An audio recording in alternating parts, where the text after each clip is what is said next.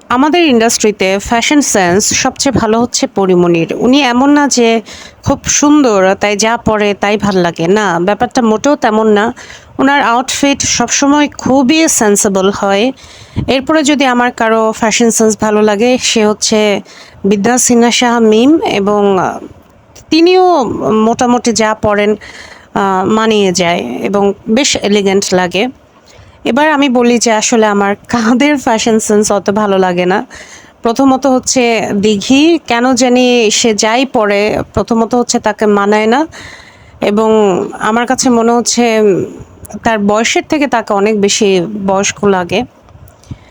আর এরপরে আমি যদি বলি বুবলির ফ্যাশন সেন্স, হ্যাঁ, বুবলির fashion sense average.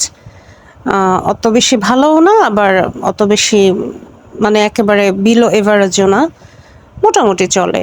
Are not মানে সবচেয়ে, যদি আমি বলি সবচেয়ে খারাপ ফ্যাশন সেন্স কার, বুঝতেই পারছেন, অফকোর্স আমাদের ঢালিউড কুইন অপু বিশ্বাসের।